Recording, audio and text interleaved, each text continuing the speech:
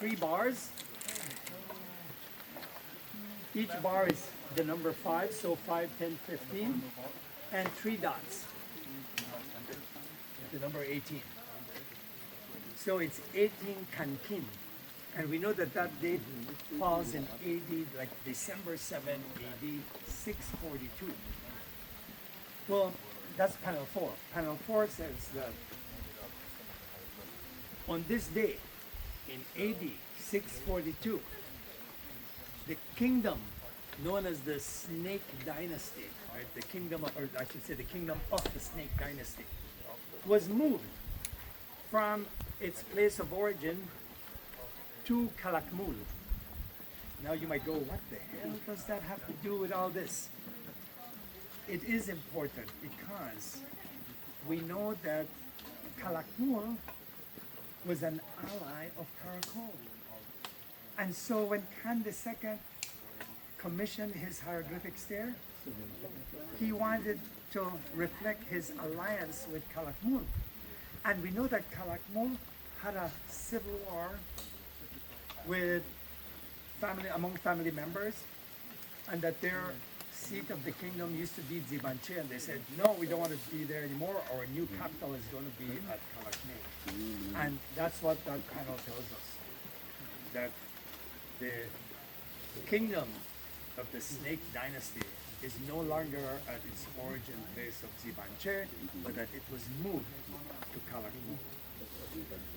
And one of the reasons why Khan II, remember the ruler of Karakol, wants to add that, is because on panel 3, one of the first statements that panel 3 makes is about the death of a woman by the name of Lady Batsek.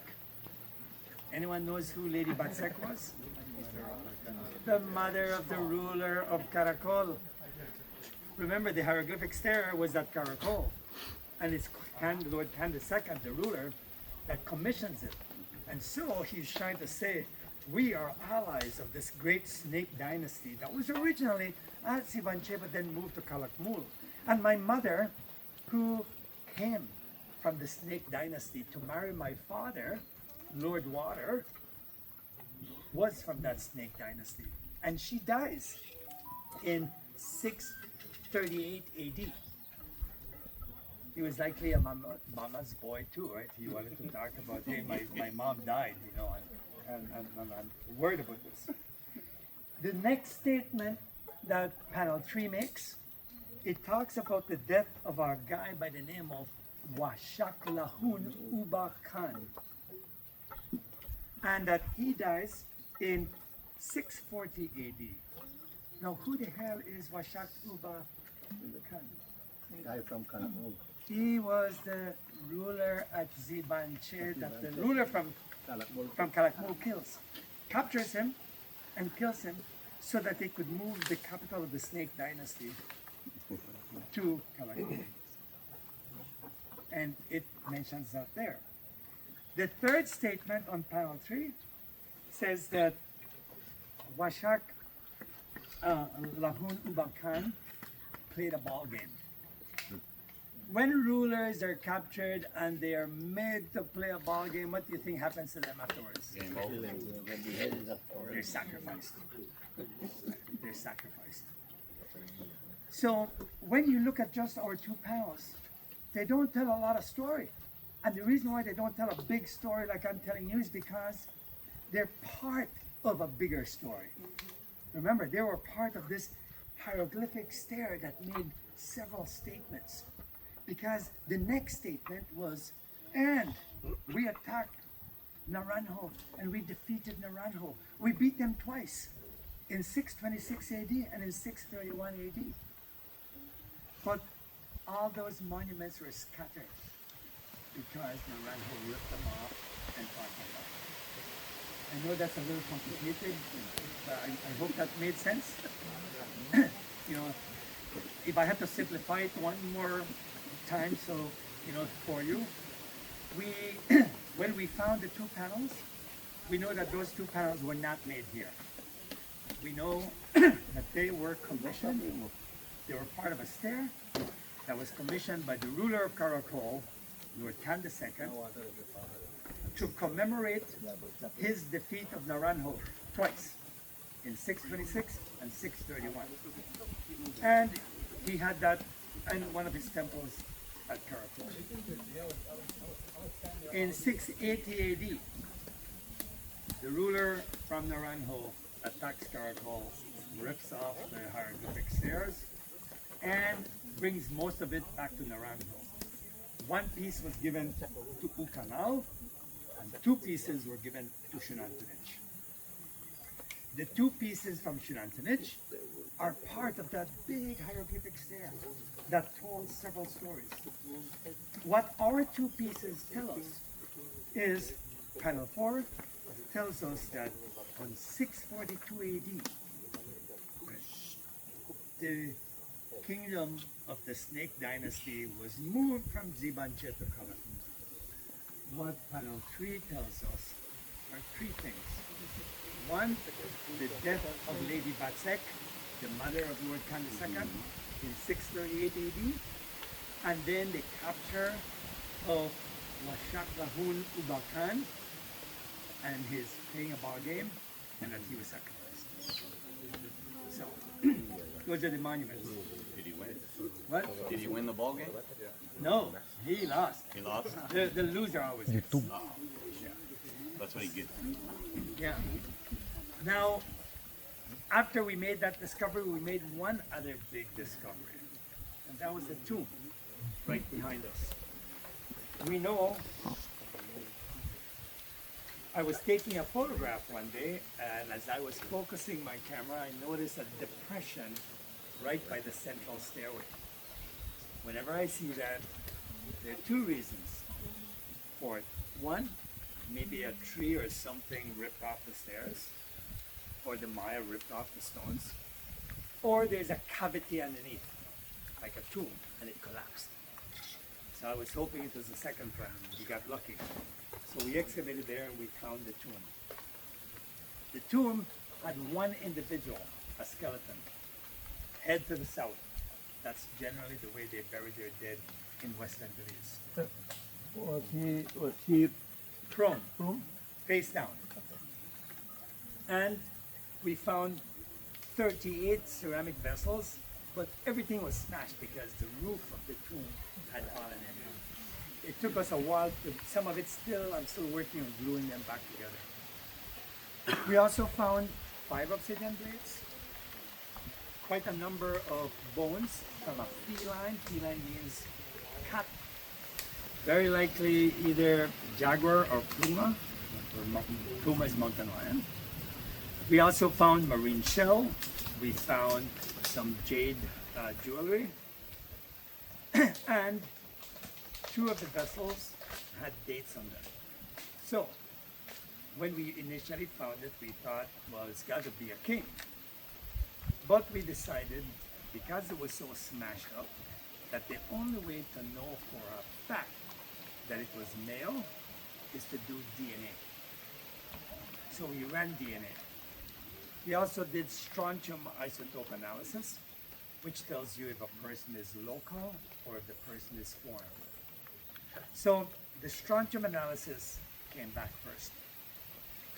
And the reason why we wanted to do strontium is because a lot of people, even some of my close colleagues, right, had suggested that maybe Naranjo was responsible for making Xunantunich the capital of the Mopan Valley so that they could control this area.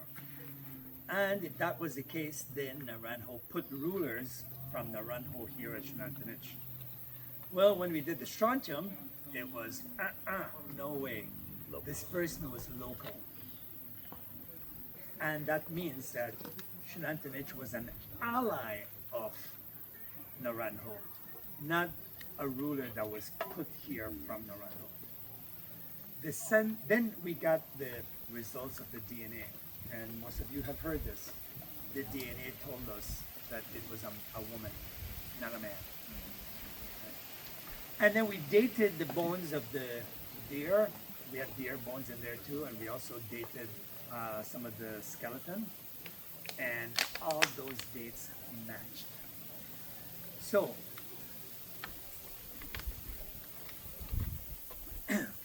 why, what's the significance of that? Well, what's significant about that is one or two different scenarios. Either the woman in there was essentially like a warrior queen who participated, right, as the head of Xunantunich, as an ally of Naranjo in the war against Caracol. And that is why those two monuments were placed in her funerary temple. This building was built to place her tomb here. So she's definitely got to be important. It's the only tomb we've ever found at Xunantunich. Like I said, there should be some on the Castile, but not anyone gets to be buried in a big, fancy tomb like this. So she likely participated as an ally. If she did not, the other possibility is that she dies and her son, who was ruler, who participated as the ally of Naranjo, decided to decorate the temple where his mother was buried with those two panels. Those are the only two good explanations why the panels are here and not in front of the Castile, not in front of Structure A7, not in front of any other temple. It's like an offering. Yeah, yeah. This is her funerary temple. They could have put them somewhere else, but they chose to purposely put those panels in front of her funerary temple, in front of her pyramid, where she is buried. So, some things in archaeology we can't prove 100%. And that's why we will sometimes give options. Like I said, either she participated in that war as an ally of Naranjo, and hence why those monuments are there, or it was her son who then. And this is not uncommon. In fact, we know when is it that Naranjo defeats Caracol? 680 AD. So these panels could not have been brought from Caracol before 680, because it was after that war that Naranjo brings, rips off the hieroglyphic stairs. Well, we know that in 682 AD, that ruler from Naranjo that led the war, he dies. And when he dies, his son, who's going to be king of Naranjo, is only 5 years old. So his mother decides she is going to run Naranjo until he comes of age around 15, age 15. And her name is Lady Sixsky. And she was one of the most accomplished rulers of Naranjo. In fact, there are several stelae at Naranjo that shows her standing on top of prisoners. And even when her son comes to power in Naranjo, he would make a stela about him and one for his mother. That's how important she was. And that's why, like I said, is it possible that maybe the husband of this woman or her son